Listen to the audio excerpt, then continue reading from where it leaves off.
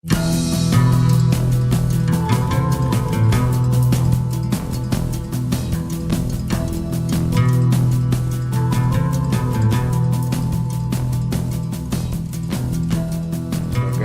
Direktur Pelayanan Medik Perawatan Penunjang, saya didampingin oleh Dr. Eka Intan, spesialis anak, konsultan nefrologi, dan juga Mbak Suci sebagai kepala farmasi mewakili kepala instalasi farmasi Rumah Sakit Umum Palembang.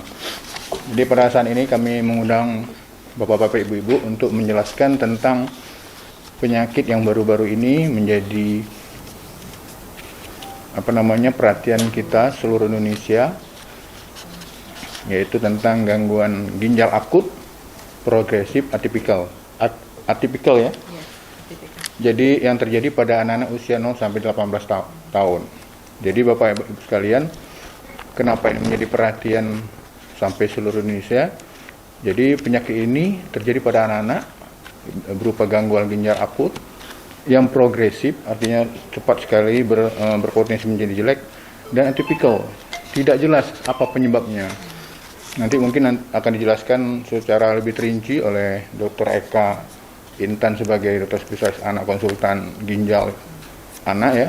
Jadi akibatnya ini menjadi masalah besar karena kita belum mempunyai obat yang cocok karena bukan penyebabnya kuman, bukan penyebabnya virus ya, seperti COVID kemarin. Dan ini dicurigai akibat dari komponen obat sirup yang sering dikonsumsi oleh anak-anak yang sakit. Oleh karena itu sudah keluar edaran dari Dirjen Yankes tanggal 18 Oktober 2022 kemarin tentang bagaimana kita sebagai fasilitas pelayanan kesehatan, termasuk juga pimpinan Dinas Kesehatan Provinsi, Kabupaten, Kota seluruh Indonesia, dan juga perkumpulan Ikatan Pengurus Besar Ikatan Dokter Indonesia, Ikatan Dokter Anak Indonesia, Ikatan Apotek, bahwa untuk sementara pemakaian obat-obat sirup di stop dulu. Kemudian juga bahwa apotek juga diminta untuk tidak memberikan obat-obat yang berupa sirup pada kasus anak-anak ini sampai diputuskan oleh Kementerian Kesehatan. Jadi Bapak Ibu sekalian, bagaimana kasusnya dengan di Indonesia ini? Di tanggal 18 kemarin itu ada 205 kasus seluruh Indonesia, tertinggi di DKI Jakarta. Tadi malam saya rapat lagi dengan kementerian, itu sudah naik jadi 208, ada 3 kasus. Bagaimana dengan di Palembang? Di Sumatera Selatan sendiri, kita nggak tahu sebenarnya kasusnya ini. Baru kita ngeh itu di hari Selasa kemarin ya, Dr. Eka ya. Kita punya kasus yang dicurigai adalah kasus ini, tapi itu kejadiannya di bulan September, awal September dan akhir September. Dan kedua-duanya meninggal dunia. Satu adalah warga negara Sumatera Selatan, Palembang, satunya adalah bukan warga negara, penduduk Palembang, bukan warga negara. Satunya lagi adalah penduduk Provinsi Jambi. Nah, ini kedua-duanya meninggal dunia. Jadi ini sangat progresif sekali penyakitnya ya. Jadi itulah disebut dengan gangguan ginjal akut, artinya tiba-tiba, progresif, cepat sekali, dan atipikal, tidak tahu penyebab pastinya. Sehingga sekarang masih dalam penyelidikan dari kementerian, dari pusat juga akan siapakah dalangnya itu, apakah yang dicurigai ini adalah ethylene glycol, zat pelarut dari obat-obat sirup tersebut. Nah, di sini juga diminta pada pusat-pusat pelayanan kesehatan, bila ada kasus ini harus merujuk ke rumah sakit yang bisa melayani dialisis atau hemolisis pada anak dan mempunyai dokter spesialis anak, konsultan nefrologi anak seperti yang kita punya saat ini. Jadi di Indonesia ada 14 rumah sakit yang direkomendasikan sebagai tempat rujukan akhir ya. Jadi di awal bisa dilakukan pada kasus ini di daerah, misalnya di rumah sakit mempunyai high care unit atau pediatric intensive care unit ya, tetapi harus berikutnya dirujuk ke rumah sakit yang mempunyai fasilitas dokter anak spesialis konsultan nefrologi dan juga mempunyai fasilitas untuk hemodialisis anak. Nah, itu Muhammad Husin adalah salah satu rumah sakit yang ditunjuk dari 14 rumah sakit di seluruh Indonesia. Kemudian juga di sini kita juga bila terjadi kasus seperti ini, maka kita akan melakukan tracing penyelidikan epidemiologi. Jadi bila ada kasus dicurigai ini, maka kita akan melakukan tracing itu seperti obat-obatan yang dipakai sebelumnya, baik berupa sirup ya, terutama yang berupa sirup. Nah, obat-obat ini akan kita kirimkan ke laboratorium toksikologi. Nah, laboratorium toksikologinya ada 7 laboratorium forensik ya yang ada di Indonesia yang ditunjuk, termasuklah yang di Palembang ini kita punya ada 8 ya. Di Palembang ini ada, Sumatera Selatan ini adalah di laboratorium forensik Sumatera Selatan ya, di Rumah Sakit Bayangkara begitu. Jadi bila ada kasus ini, maka kita mengambil sampel obatnya dan juga pemeriksaan darah dan urin dari pasiennya. Dan juga kita himbau pada masyarakat bahwa untuk menghindari pemakaian obat-obat sirup pada anak-anaknya, baik yang dibeli secara sendiri-sendiri ya, atau misalnya juga berupa ya herbal atau sebagainya, untuk ditunda dulu, jangan dipakai dulu. Kemudian kewaspadaan bila anak-anaknya menderita misalnya, kencingnya sedikit ya, kurang dari biasanya, baik disertai dengan batuk pilek misalnya ataupun diare, segeralah berobat.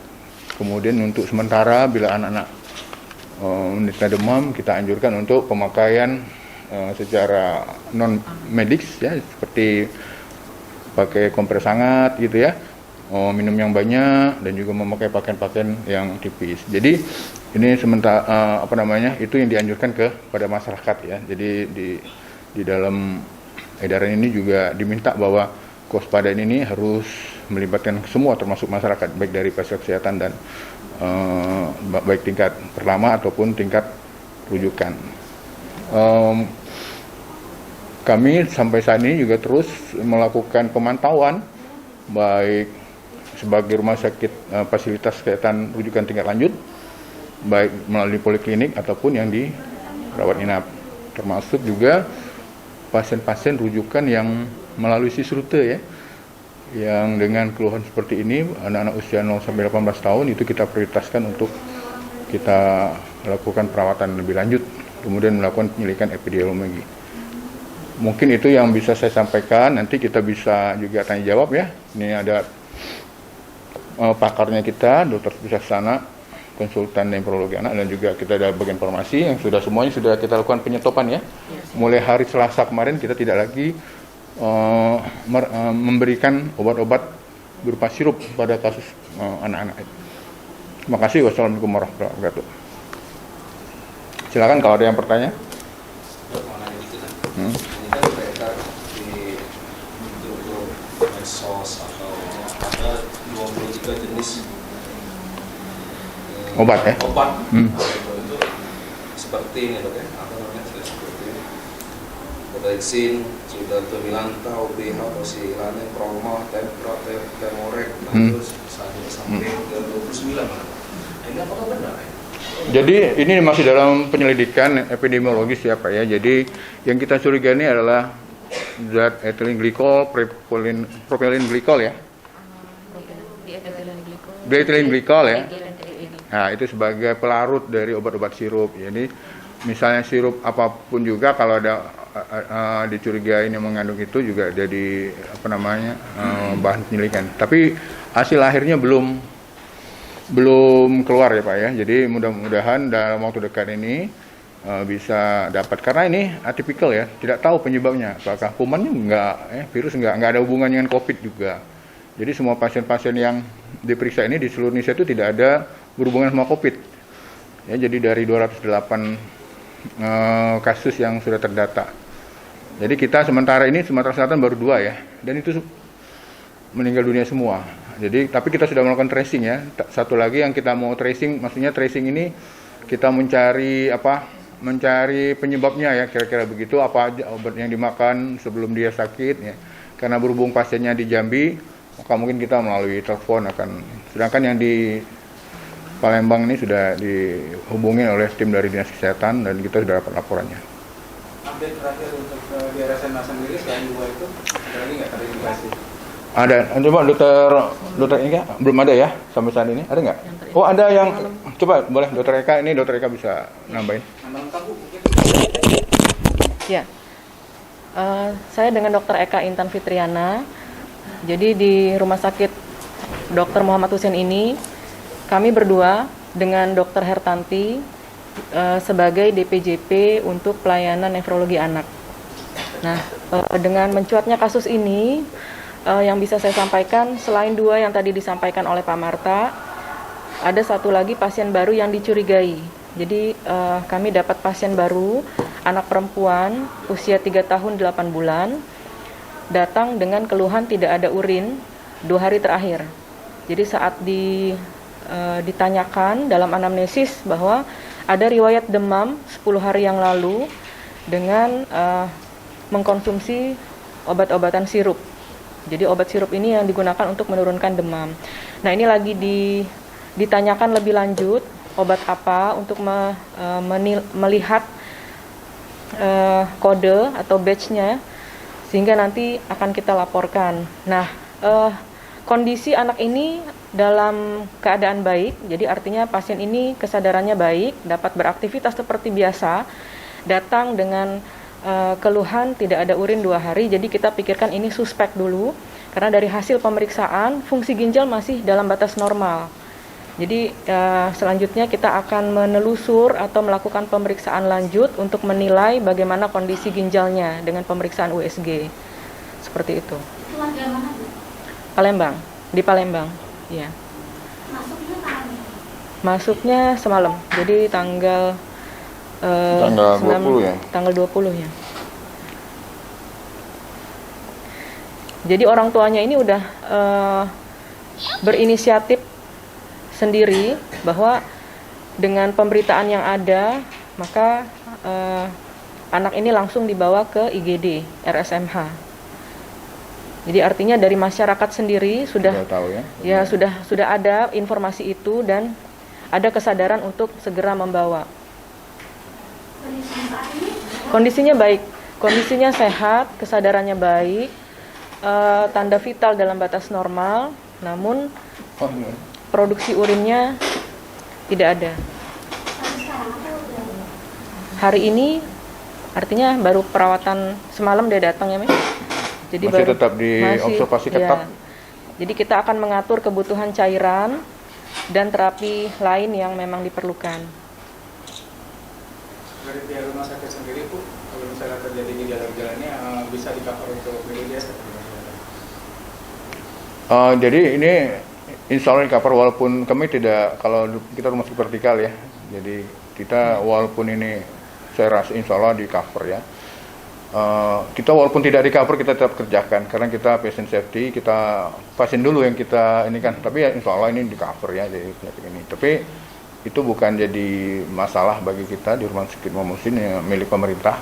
Jadi kita tidak ada hitungan seperti itu ya Pak ya. Jadi semua pasien, bahkan pasien-pasien lain juga yang ini kita tetap layanin dulu karena kita prinsip kita patient center ya. Jadi tidak masalah. Malah kita prioritaskan nanti tempat tidurnya juga, picunya kita prioritaskan bahwa kita siapkan untuk kalau ada pasien-pasien ini perlu melakukan picu dan juga hemodialisa. Gimana Pak? Izin untuk gangguan ginjal akut progresif sendiri di SMA sebelumnya di Sumsel seperti apa Pak? Gimana? Ini kan gangguan ginjal akut progresif. Ya. Nah sebelumnya untuk di Sumsel sendiri institusi di SMA seperti apa Pak? Ya, ada penyebab ya. Coba Ayo dokter. aja. Ada dokter Eka. Oh, dokter Eka. Ini dokter Eka. Kita punya 2 di Rumah Sakit Muhammad Hussein dan di Sumatera Selatan ada 2 rumah spesialis anak khusus untuk ginjal anak ya. Silakan dokter. Hertanti. Jadi sebenarnya gagal ginjal pada anak itu dari dulu sudah ada kasusnya. Penyebabnya bermacam-macam, sebagian besar berhubungan dengan kelainan bawaan dan juga kelainan didapat seperti karena infeksi ataupun radang ginjal. Untuk yang progresif sebetulnya juga sudah ada, jadi yang gagal ginjal yang progresif, tapi biasanya penyebabnya adalah glomerulonephritis atau radang pada ginjal. Nah yang sekarang ini disebut judulnya adalah atipikal. Atipikal artinya penyebabnya yang belum khas, belum jelas diketahui, dan itu masih diteliti, dan salah satu dugaannya adalah adanya potensi dari zat toksik yang sekarang sedang diteliti. Jadi sebelumnya sudah ada. Untuk kasusnya sendiri di Sumsel seperti apa Pak sebelumnya? Sebagai gambaran, kalau gagal ginjal akut yang progresif Di yang bawah sini menyebabkan nggak yang dari seorang anak kayu harus itu? menjalani Dari cuci darah atau Jadi dialisis, katanya itu sudah itu ada cukup banyak data di yang RSMH. meninggal itu lewat Jadi di OKA Kak, mungkin itu. Dokter Intan Nomor bisa 3. ada angkanya, angka anak yang didialisis di Oh. Sumsel. Jadi sudah banyak anak-anak yang menjalani dialisis karena gagal ginjal yang progresif, tapi oleh penyebab yang memang sudah Diketahui ya, sudah bukan diketahui. yang kasus kayak Ya, seperti ini. ada yang cuci darah dengan hemodialisis dan ada juga yang dengan peritoneal dialisis. Mungkin ada angkanya Dokter Intan. Kalau Nanti iya, di- untuk yang saat ini dikerjakan anak-anak dengan hemodialisis, artinya cuci darah yang menggunakan mesin di unit hemodialisis, ada sekitar 8 anak. Kemudian selain hemodialisis, kami juga punya 7 anak dengan CAPD tadi yang disampaikan Dr. Hertanti, peritoneal dialisis yang bisa dikerjakan secara mandiri. Jadi menggunakan alat yang ditanam di dalam rongga perut. Itu data mengenai ini ya, tindakan dialisis pada anak di RSMH. Kalau ciri dan ininya sendiri dok, ya dari anak yang dengan Gangguan ginjal akut ini ya, ciri khasnya ya. Ciri khas. yang bisa kita deteksi. Oh, oke. Sebagai orang tua, Ya. kan. Jadi rekomendasi IDAI, Ikatan Dokter Anak Indonesia, menyampaikan bahwa kalau misalnya ada riwayat batuk pilek, artinya ada gangguan dari saluran pernafasan, ataupun ada gangguan dari saluran pencernaan berupa muntah, diare, yang kemudian diikuti dengan penurunan produksi urin, atau bahkan tidak ada urin sama sekali, merupakan tanda yang perlu dilakukan tata laksana lebih lanjut. Jadi artinya masyarakat diminta kesadarannya untuk segera membawa anak ini berobat untuk mencegah progresivitas dari fungsi ginjalnya menjadi lebih buruk dan mencegah jangan sampai ada keterlibatan gangguan organ lainnya. Itu. Ya. Kenapa? Untuk menjaga kesehatan. Oh, oke. Tipsnya untuk menjaga kesehatan ginjal anak, kami biasa untuk mengedukasi pasien-pasien anak melalui orang tua, atau kalau anaknya sudah besar, sudah bisa mengerti, maka yang pertama memang menjaga makanan dan minumannya yang bergizi. Jadi menghindari zat-zat pengawet yang dicurigai bisa mengganggu kesehatan ginjal. Yang kedua adalah menjaga kebersihan. Jadi infeksi dari gigi geligi, saluran pernafasan, kemudian infeksi dari kulit, ada jenis kuman tertentu yang bisa menyebabkan infeksi atau gangguan pada fungsi ginjal. Jadi artinya yang kedua adalah menjaga kesehatan. Yang ketiga yang tidak kalah penting, menjaga kecukupan minum. Ya, dokter kan sering bilang bahwa minum yang banyak. Pada anak, cairan ini dihitung berdasarkan berat badannya. Kalau pada dewasa kita ambil flat bahwa kebutuhan cairan 2 liter per hari, namun kebutuhan pada anak kita sesuaikan sesuai dengan berat badan. Kemudian Ini di pelayanan rumah sakit. Tadi saya tambahkan bahwa untuk kasus ini ya, tadi kan dijelaskan Dr. Eka untuk secara umum untuk kesehatan ginjal. Tapi untuk kasus ini yang gangguan ginjal akut progresif atipikal ini, yang dianjurkan adalah kepada masyarakat adalah bahwa waspada kalau anaknya jumlah urinnya tidak seperti biasa, baik disertai atau tanpa disertai batuk pilek, mual muntah, kejang atau diare, apalagi itu segera datang ke tempat kesehatan.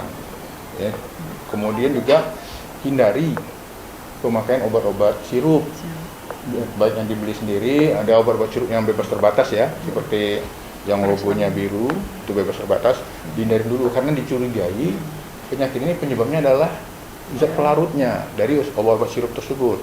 Tadi disampaikan oleh teman dari Ya, itu ada beberapa itu masih dalam penyelidikan. Jadi karena penyebabnya ini kuman bukan, virus bukan, jadi atypical ya, tidak khas dan belum diketahui. Nah ini dalam masa penyelidikan ini dari pusat, ya kita harus menunggu. Oleh karena itu kita stop dulu.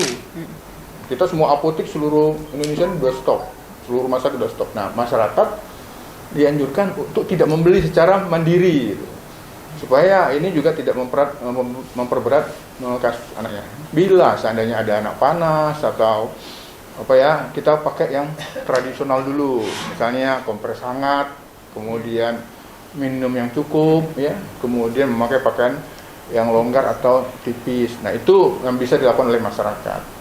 Jadi untuk kasus ini seperti itu. Dan juga misalnya ada kejadian kasus seperti ini timbul, diminta masyarakat untuk tidak membuang bekas obat-obat sirup itu tadi. Obat sirup kan tadi dokter Eka bilang ada nomor batch-nya. Jadi kita bisa telusur di nomor batch itu. Nanti kita bisa lihat tuh, misalnya nomor batch-nya sekian, semua obat yang nomor batch sekian kan ditarik misalnya. Nanti mungkin itu sebagai nanti jadi apa namanya untuk tracing epidemiologinya gitu. Nah kami kewajiban secara rutin kalau ada kasus ini kita langsung melapor ke kementerian, ada link laporannya di rumah sakit online. Jadi kita jumlah pasien, keadaan pasien bagaimana, termasuk obat-obat yang dipakai pasien, obat sirup, sehingga ini membantu penyelidikan secara nasional apa yang akan kita lakukan. Jadi sementara belum ada keputusan lebih lanjut dari kementerian tentang obat sirup ini, maka semua obat sirup di stop dulu. Ada tambahan ruang pelayanan nggak untuk khusus untuk di SMA masalah ini kan momok besar sebenarnya bagi orang tua khususnya, ya. Ditambah cuacanya lagi musim hujan kan, itu pasti namanya spa atau mau itu pasti meningkat drastis. Sementara orang tua nggak bisa ngasih obat secara mandiri tadi, mungkin ada. Jadi jadi yang dirawat itu ya Pak ya, kalau demam panas biasa kan bisa dirawat di rumah ya. Tapi yang kita kalau dia sudah mempunyai misalnya gangguan jumlah urinnya sudah berkurang dari biasanya ya, apalagi disertai kejang, demam, batuk, muntah, itu sudah indikasi untuk masuk rumah sakit. Nah kita sudah punya kebijakan untuk memberikan prioritas ya, untuk itu karena ini kan progresif ya. Jadi progresif cepat banget perubahannya dari jam ke jam. Kita aja kasusnya bulan kemarin kita belum, dari kebijakan juga kita belum tahu bahwa ada kasus seperti ini ya. Di Indonesia aja dari Januari sampai hari ini tuh 206 ya, 208 ya kasusnya. Ada yang meninggal dan kebanyakan udah meninggal. Dan data kita balik ke belakang. Oh kita punya 2 data itu di bulan September kemarin. Dan itu kita trace, teman-teman dari dokter anak melakukan tracing dan juga penyelidikan epidemiologi ke belakang, mencari obat-obat apa. Jadi ke depan juga kita sudah waspada nih. Kita sudah ada arahan dari kementerian untuk kasus ini ya. Jadi sebelumnya teman-teman rumah sakit lain juga nggak itu. Ini penyakit apa sih? Cepat banget berubahnya, cepat banget meninggalnya gitu di rumah sakit. Jadi berdasarkan itu pendidikan itulah maka kementerian membuat keputusan itu. Jadi mengumpulkan, kita setiap hari ini rapat dengan kementerian. Tadi malam juga sampai jam 10 rapat dengan kementerian untuk masalah ini. Jadi setiap saat kita secara progresif juga untuk menanggulangi ini, sehingga kita setiap jam itu selalu berkomunikasi dengan pusat, ini bagaimana. Jadi oleh karena itu kita juga di sini, kata tadi Pak bilang fasilitas, kita sudah buat edaran untuk memfasilitasi ini dengan lebih baik ya gitu. Sampai sekarang yang ada penambahan ruangan perawatan penambahan ruangnya enggak. Jadi tempat tidur tetap kita tidak ada pembangunan baru karena ini tidak membutuhkan tempat khusus misalnya kayak COVID ya. COVID kan harus ada tekanan negatif segala macam ya, tapi ini nggak perlu. Ruangan biasa dan juga ruang PICU. Ruang PICU itu untuk ICU-nya anak-anak gitu. Yang 2 tadi kondisinya sekarang gimana dok? Udah meninggal kan? Bulan September kemarin. Iya. Kita belum tahu itu kasus penyakit ini sebenarnya. Dari seluruh Indonesia juga belum tahu. Dari Januari teman-teman rumah sakit juga ini bulan ini baru kita ini kan terpapar, oh ini kasusnya seperti ini gitu. Apabila ada orang yang sudah mengkonsumsi daripada 5 obat itu tersebut, kira-kira cara menurunkan daripada efek daripada obat itu sendiri seperti apa tuh, Pak? Kalau Ya, sudah jadi- dikonsumsi, umpama terkonsumsi. Sudah terlanjur. Terlanjur ya. Jadi kalau sudah masuk itu susah dikeluarkan lagi Pak sebenarnya. Tapi kita harus mencegah jangan sampai terjadi perburukan. Oleh karena itu kalau dia punya gejala penurunan jumlah kencing, seharinya biasa kencing, itu normalnya itu kalau anak-anak 1 cc per kilogram badan per jam ya. Betul. Ini kalau kurang dari 0,3 cc per kilogram berat badan per jam itu udah kurang namanya. Jadi kalau anak itu beratnya itu 30 kilo, normalnya itu 30 cc per jam. Jadi kalau dia cuma 10 cc, sepertiganya, nah itu sudah dianggap kurang oliguri istilahnya, atau tidak ada sama sekali anuria, tidak ada urin. Gitu. Itu perlu dirawat dan dilakukan terapi supporting namanya. Supporting itu menambah cairan atau sebagainya. Tapi kalau yang sudah itu belum bisa kita ini kan. Tapi kemarin kita rapat dengan kementerian sudah ada obat sebenarnya, tapi belum bisa dipastikan ini apakah bisa dipakai secara umum ya. Tapi sudah dipakai di rumah sakit Cipto Mangunkusumo dan terjadi perbaikan pada pasiennya. Oleh karena itu kami di rumah sakit vertikal ini setiap saat ada kasus kita melaporkan ke pusat untuk mungkin ada dropping obat ini ya. Berarti Dok, kalau ada yang akhir-akhir ini ada konsumsi seperti itu, ada imbauan berarti disuruh langsung periksa ya? Kalau ada keluhan ya silakan periksa. Jadi yang saya sebutin tadi, jadi dia tuh ada gangguan jumlah kencing, kemudian ada mual muntah atau sebagainya ya, mual muntah, kejang, diare ya, silakan periksa. Oleh karena itu sekarang mungkin di berita bapak-bapak Bu ya stop dulu pemakaian sirup ya untuk obat-obatan terutama pada anak-anak gitu. Ya, itu yang penting informasi yang harus kita sampaikan kepada masyarakat.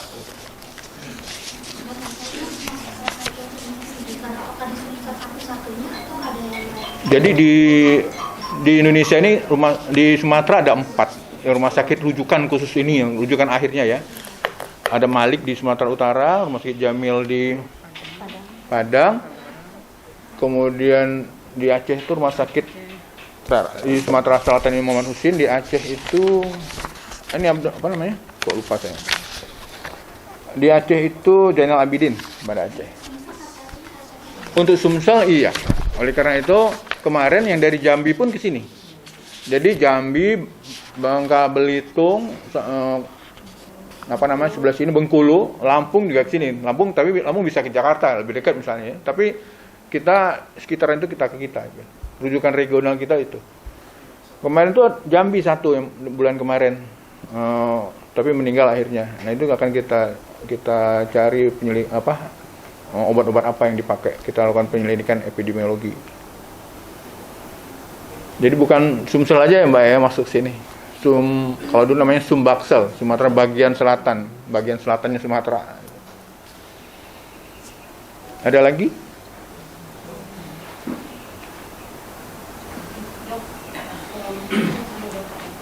Ya. Dengan ini kan sebenarnya kan dari 5 obat yang ditarik Kemenkes ini kan memang peredarannya sudah lama nih kita tahu. Ya. Etilen glikol ini sendiri itu akan berdampak. Mungkin ini informasi. Berapa lama sih Dok durasinya? Karena memang peredarannya udah lama kasusnya Ya. baru muncul sekarang. Tapi bukan 5 itu aja loh Mbak. Sebenarnya Banyak lagi. Coba mungkin farmasi bisa menjawab ethylene glycol. Jadi semua obat sirup rata-rata memakai ethylene glycol ya? Enggak. Coba nanti farmasi ini. Sebenarnya untuk yang dicurigai menyebabkan toksik pada ginjal anak kan etilen glikol dan dietilen glikol. Kedua zat ini tidak digunakan sebagai pelarut dalam obat, tetapi merupakan cemaran dari pelarut yang digunakan dalam obat sirup. Cemaran ya. Ya, menurut info dari BPOM kemarin, pelarut-pelarut yang atau zat tambahan obat yang berpotensi cemaran EG dan DEG tadi yaitu yang mengandung pelarut propilen glikol, polyethylene glikol, sorbitol, dan gliserin. Dan seperti yang dari edaran Kemenkes juga disebutkan bahwa pengaruh toksik dari etilen glikol dan di etilen glikol itu dalam cepat karena progresif tadi yaitu 1-12 hari. Jadi kalau kan selama ini tidak ada keluhan seperti gejala yang disebutkan oleh Dr. Eka tadi, itu bisa dipastikan tidak memiliki efek toksik bagi ginjal anak. Di persyaratan Berarti sorbitol masuk ya? Sorbitol itu pemanis ya, pemanis Bahan tambahan. untuk obat itu ya. Jadi oleh karena itu kita stop aja dulu sampai penyelidikannya jelas itu ya. Jadi dianggap semuanya itu berbahaya lah gitu. Tapi bukan 5 itu aja Mbak, semua obat sirup Mbak. Itu juga ya. Untuk diteliti lebih lanjut. Stop dulu ya.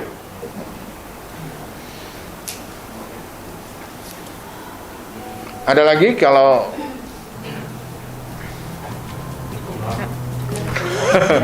cukup ya. Nanti kalau ada info baru nanti bisa kita melalui humas kita, bisa kita